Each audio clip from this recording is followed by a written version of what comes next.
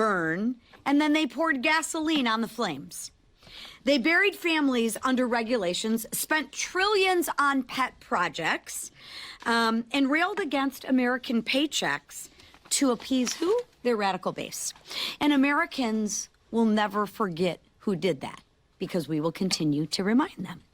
During 4 long years of Biden inflation, hardworking families actually did the right thing. They tightened their belts, they canceled vacations, they put groceries back on the conveyor belt, and they drained their savings just to keep the lights on. Because Bidenomics sent energy costs skyrocketing. Under Bidenomics, and in those 4 years, let me just paint the picture for everybody. Home heating oil shot up 44%. Gasoline climbed 48%. Electricity costs went through the roof, rising 29%. And abundant American natural gas rose 27%. Those were the 4 years during President Biden. That economic punishment crushed the American dream for millions of Americans. But there's actually good news. Thanks to President Trump and Republicans in Congress, the comeback is underway, and America loves a good comeback story. Now, it won't happen overnight. You don't rebuild a burned down home in one day. And after 4 years of economic arson, there's a lot to clean up. But House Republicans are here with the fire extinguisher. We are rebuilding the economy that working families can afford, and so that working families can thrive again. This week, we're laser focused on passing legislation that actually lowers costs. And guess what? It's already working. Gas prices are at a 4-year low. Grocery prices are finally coming down, and wages are actually rising. And next year, Americans will see bigger paychecks because of the Working Families Tax Cut Acts. Remember, the Democrats voted and they wanted to give every single American a pay raise. Every single American, the Democrats voted to raise your taxes. Thank God Republicans voted to not let that happen. Last week, we cut red tape and peeled back Biden's burdensome regulations, and we're doing it again this week. This is all part of an agenda to lower costs and increase paychecks for hardworking families. Real reforms to roll back Washington's overreach and put the power back where it belongs, with the workers, with the families, and with actually the job creators. Government in Washington doesn't need more power. We actually believe that the power lies with the people, unlike the Democrats who want to tell you what to do, when to do it, how to do it. The Democrats believe they are a better steward of your money than you are. We don't believe that. That's why we're putting the power back in your hands. And what are Democrats doing? Again, you think they're going to vote to lower costs? I don't think so. I think the Democrats will vote against giving you bigger paychecks. I think the Democrats will vote against relief for American families. They're fanning the flames of the crisis that they ignited, right? So we will continue our work without them. And watch how they vote, right? We will continue our work without them, because asking Democrats to fix inflation is like asking an arsonist to join the fire department. This week, we'll vote to lower electricity prices, secure supply chains, and modernize permitting to make energy more affordable again. Because House Republicans are cleaning up Bidenomics, ending Biden inflation, and restoring an America that is strong and respected again. We are restoring an America that is affordable and prosperous again for every single hardworking family. And another piece of important legislation that will be on the floor this week is the NDAA. And I don't think there's anyone better here to talk about it than a Representative Kiggins. So right now, I yield to Representative Kiggins.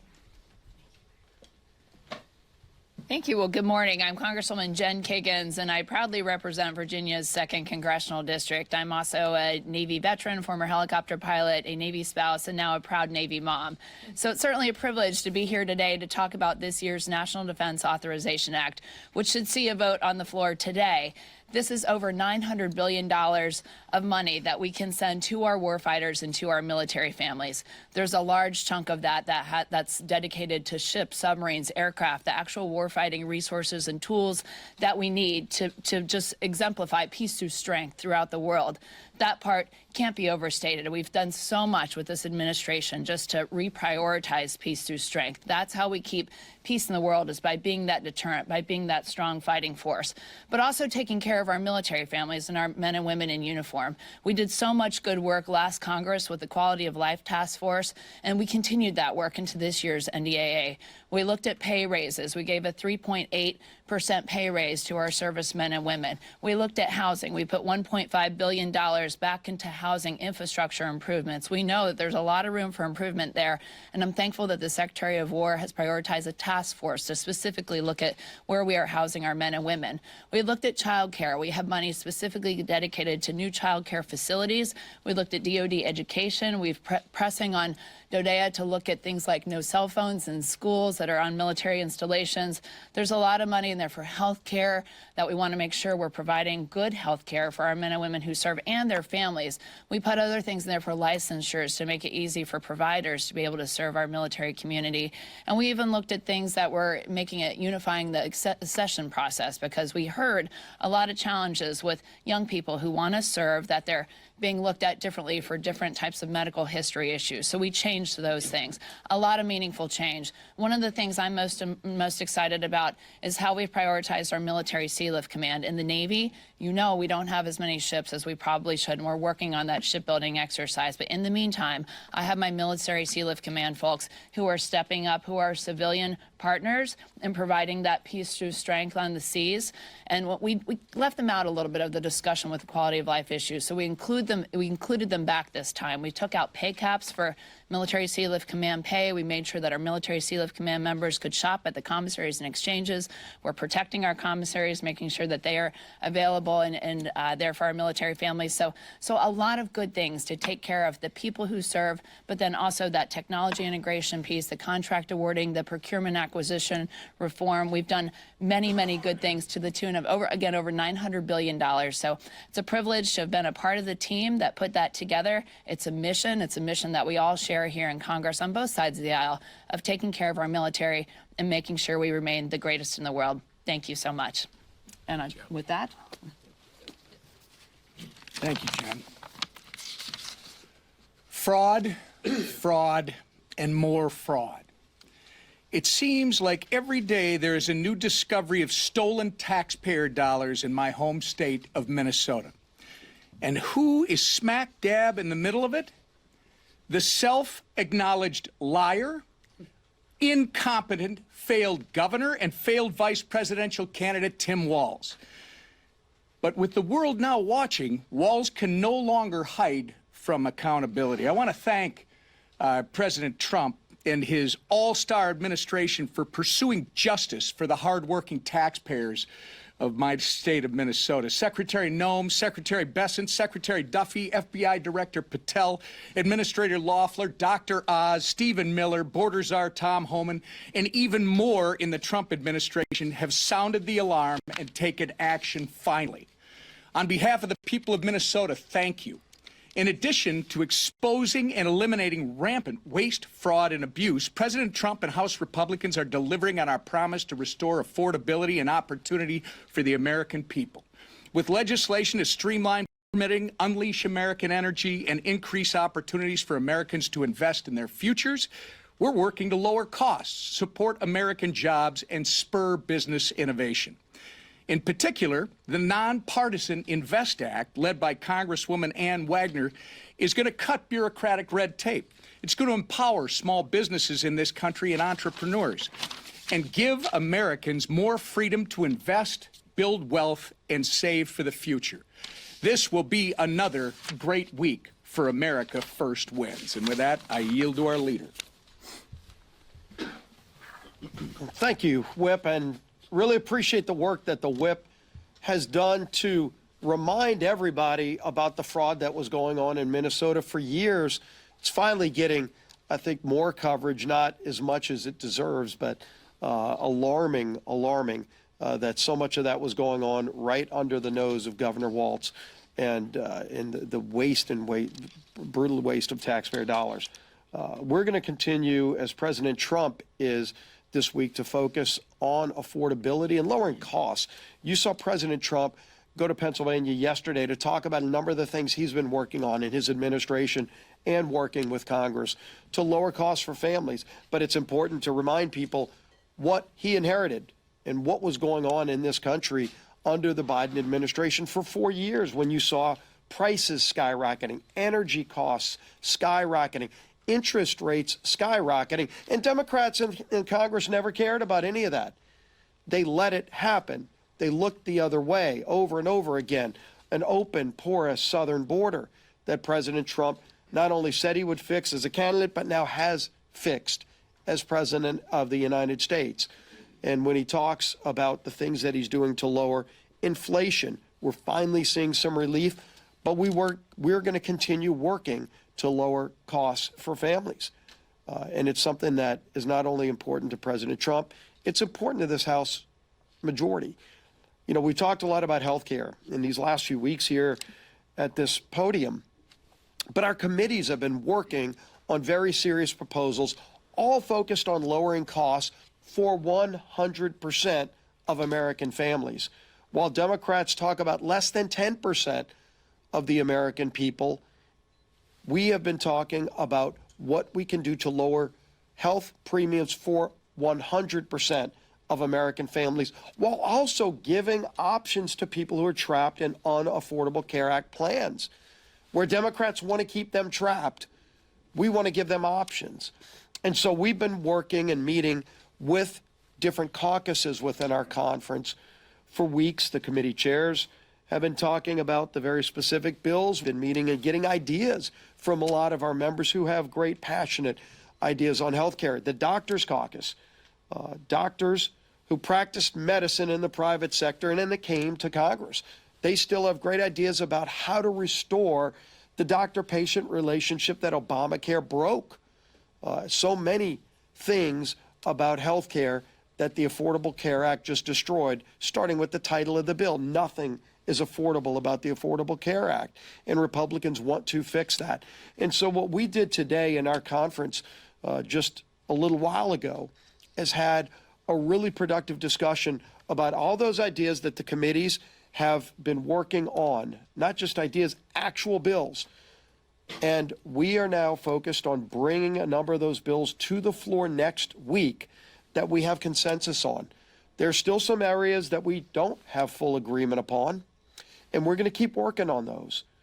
And we've committed to work on those early in the next year, but starting next week, voting in the House on bills that will focus on lowering premiums for 100% of Americans.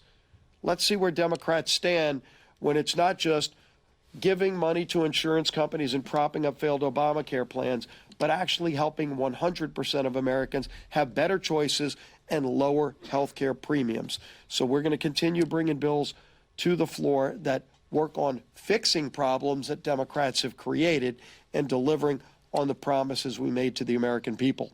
And our champion, who is our lead person who is helping unify this very narrow Republican majority, but very effective Republican majority, is our Speaker of the House, Mike Johnson. Thank you. Good morning. Our majority is narrow, but we were happy to add a new member this past week, and we've administered the oath now to Representative Matt Van Epps of Tennessee. You're really going to love him. He's a combat veteran and a dedicated husband and father, a very effective state official from Tennessee, and now he will be representing the folks of Nashville and 14 counties here, and we've added him to his committees this morning formally and officially, so he is hit the ground running. There is a lot going on here. We wanted to talk with you about some of those things this morning, and I'm so grateful for this leadership team for giving you the report so far, and for Representative Kiggins, who is an extraordinary member of Congress, as you know, a decorated veteran and somebody who's so committed to our nation's defense, and our military servicemen and women, and her expertise and all these things has been so greatly appreciated. We're glad to have her this morning. Now, look, we've had one of the most consequential, most productive, most successful Congresses in the history of this institution, the 119th Congress. In spite of those small margins, the Republican majority has been working in lockstep with the Republican majority in the Senate, even though that one's small as well, and of course with our strong Republican president and his administration. And the results of that cannot be questioned. And I see this false narrative right now, oh, they haven't done enough. Oh, pray tell. Listen, the Working Families Tax Cut, the big beautiful bill, took about 6 months of the first part of this Congress to put together because it was so consequential and so comprehensive. And there are so many things in that bill that our members are going to be so excited to go and run on and talk about in the upcoming election cycle, because we inherited an absolute disaster from the Biden administration. Virtually every area of public policy was decimated, and we had to rebuild from the ground up in many of these places and make all sorts of changes and reforms to get America back again. And we did. And we put it all in this one landmark piece of legislation that will have consequences for generations. And it will be seen and written by history to be one of the biggest things that the Congress has ever achieved. And among those things was an approach to beginning this affordability agenda. Because remember, we inherited massive inflation from the previous administration. It's no secret affordability is a flashpoint, right, in recent weeks. And we had 4 catastrophic years of Bidenomics that we inherited.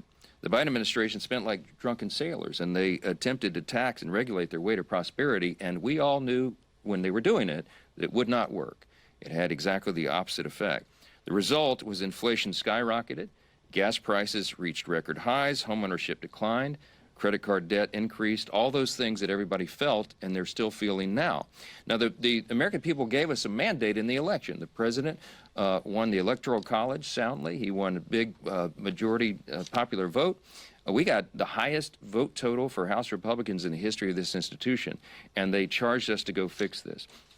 We began that process with the big, beautiful bill, and we have never let up on the accelerator. We keep it going day by day, week by week, notching away at this, trying to fix everything that the previous team broke. And now I wish we could flip a switch right after the election and make it all go away, make it all right. But you know that's not how the economy works. It takes some time to implement new policies and root out the bad things, and that's what's happening. It is a fact that the Biden administration and their Democrat enablers in Congress, we cannot forget, wrecked the U.S. economy.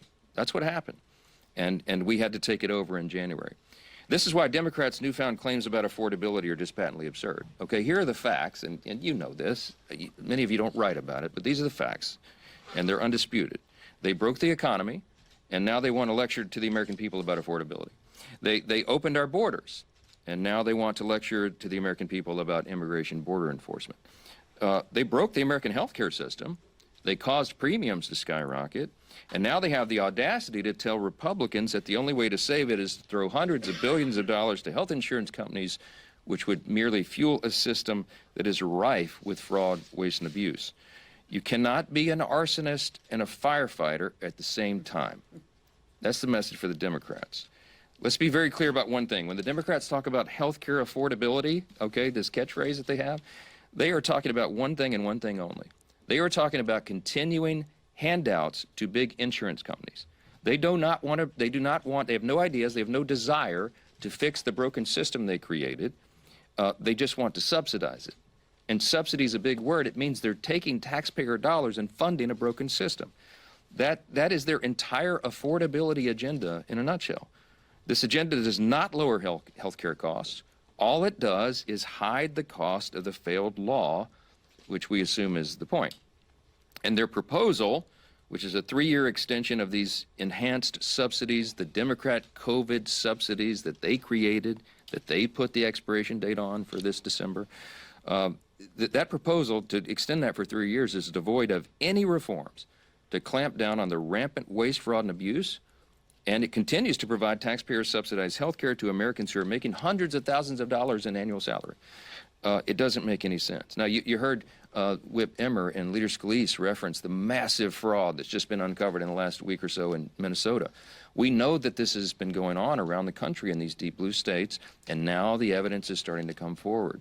It's staggering. It should upset. It should anger every American that this is where their dollars are being wasted. and abused. A new report by the Government Accountability Office, which I haven't seen too much written about yet, you should look into that. It is an eye-opener as well. It makes clear why it would be a dereliction of duty to just extend subsidies without massive reforms to them, okay? Over the last 2 years, this is investigators at the Government Accountability Office, okay? They submitted 24 fraudulent applications for the ACA subsidies, the Unaffordable Care Act subsidies, Obamacare, okay? Of the 24 fraudulent applications that they created intentionally to just see what would happen, 23 of them were approved. These applications were completely fraudulent. The investigators did not submit any Social Security numbers, citizenship documentation, or reported income documents. And 23 of the 24 applications were still approved. 18 of those, by the way, are still receiving coverages they were as of September of this year. That means the Obamacare exchange and insurers didn't verify any of the information that they were supposed to under the law, and they proceeded to pay tens of thousands of dollars to insurance companies for people who do not exist, okay? The GAO report also found that 29,000 Social Security numbers in 2023 and 68,000 in 2024 were used to receive more than 1 year's worth of insurance coverage. In other words, multiple people were utilizing the same Social Security numbers to openly defraud the American taxpayers. The GAO also found that more than $94 million was sent to insurers on behalf of dead people, okay? This is the system that Democrats in Congress want to extend without reform. It's unbelievable. Listen, these are undisputed facts. The Democrats broke America's health care system when they gave us the Unaffordable Care Act, Obamacare, 15 years ago. Remember all the promises? I mean, some of y'all were here. The average premium and the average family is going to go down to $2,500 a year. You're going to be able to keep your doctor. You're going to love this system. None of that was true. In fact, it's the opposite. And premiums have risen because they broke the system dramatically over that time. In some areas, as much as 70%, in some over 90%. And those things are still on a trajectory to rise further. Now, what are we going to do about that? The Democrats had a chance to vote to make life more affordable earlier this year in the Working Families Tax Cut, the big, beautiful bill, and they blew it. The House version of the bill, you may remember, included cost-sharing reductions. We passed that out of the House, we sent it to the Senate, and what that would have done is would have lowered premiums for the average American family by over 12%. Democrats fought to strip that out of the bill. Every American watching today should remember that. The Democrats had a chance to actually lower your premium 6 months ago, but they refused because they wanted to keep health care as a political football. They do not want a solution. They want an issue. That's what this is about. They used the American taxpayers, they admitted themselves during the longest shutdown in U.S. history a few weeks back, as leverage in this cynical political game.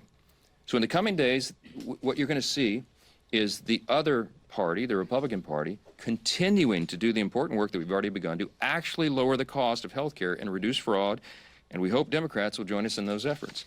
There are two parties in this town. One has no intention and no plan and no desire to lower your health care costs. They really haven't put any good idea on the table. They just want to subsidize a broken system. Check them on that.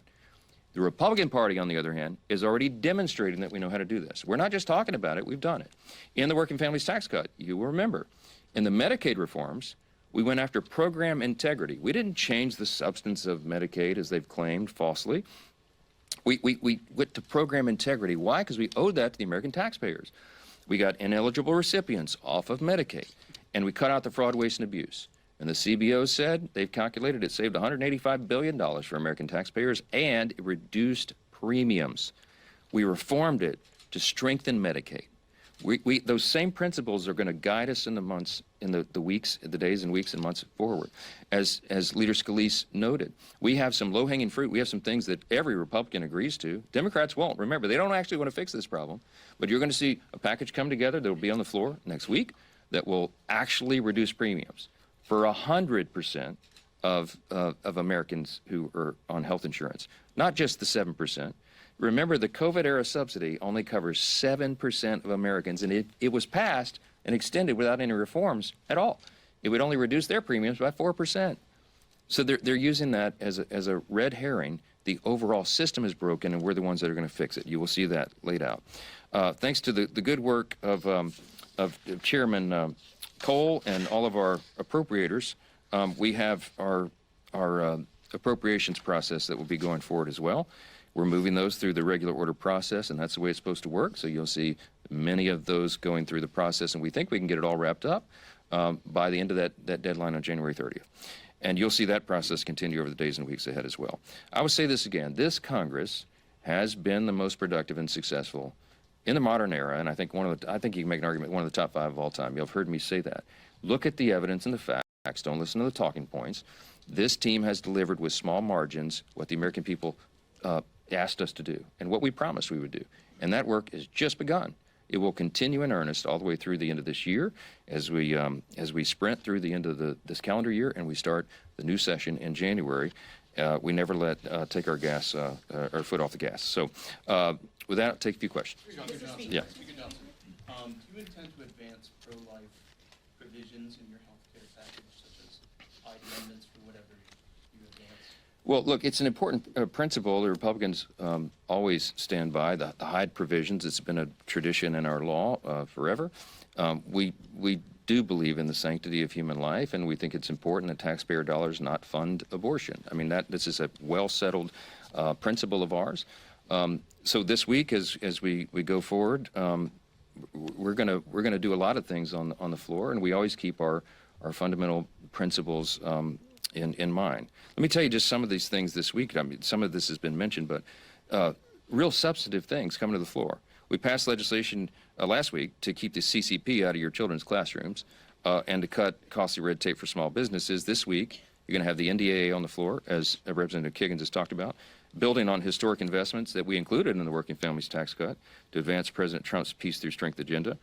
By the way, I want to just tell you, before somebody's going to ask about these provisions, this legislation, the NDAA, codifies 15 of President Trump's executive orders, as the leader mentioned, provides a well-deserved pay raise for our troops. It advances the Golden Dome. It revitalizes our defense industrial base. It ends woke ideology at the Pentagon, and it keeps the border secure. And it's the product of months of work by Chairman Rogers and our House Armed Services Committee with Representative Kiggins and all the colleagues there. We thank them for their efforts. And this week, we're also going to have legislation to streamline permitting processes, accelerate permitting approvals, as Chairwoman McClain discussed, strengthen our electric supply chain, and many other things. What you're not going to see, though, is the dreaded Christmas omnibus, right? Because we broke that fever, and I'm so proud of that. For 3 consecutive years, Republicans have avoided the bloated end-of-the-year Christmas omnibus. We've broken that tradition, and we're not turning back. Those are the things you're going to see as we advance our core principles and we stick to the traditions of what we've done for the taxpayers and for the citizens of this country. Yes. Second row, right here. Class. After the Gang of 8 briefing that you had yesterday, what makes this video of a second strike on a suspected drug vote different from the other videos the administration has voluntarily released? And do you support all members of your conference being able to see it? My admission here is I was not in the Gang of 8 briefing yesterday because we were working on the health care stuff, and it was timed at exactly the same time as we had our 5 families, all of our caucus meetings, and I told Secretary Hegseth and Secretary Rubio I wouldn't make it, so they're going to meet with me individually, so I have not yet seen that. But I will tell you that they have obviously shown that video to the Gang of 8, and I think members of the House Armed Services Committee and the Senate Armed Services Committee. So you have to ask the question to them. So we'll see. Yes, yes, sir. Yes, yeah, yes, sir. Second row. Yes, sir. Oh. Yeah. Can I get your thoughts on Jasmine Crockett's run for Senate? What does it say about the state of the Democratic Party? And do you feel worried about her chances of winning at all? I'm absolutely delighted that Jasmine Crockett is running for Senate in Texas. I think it's one of the greatest things that's happened to the Republican Party in a long, long time. She is the face of the Democratic Party. She and Mamdani. Good luck with that. I want her to have the largest, loudest microphone that she can every single day, and we look forward to having that election down there. We are going to elect another Republican senator in Texas. Texas is a red state. The people of Texas are common sense Americans, and what Jasmine is trying to sell will not be purchased by the folks of Texas. That is my prediction. Yes, yes. Thank you. Thanks so much.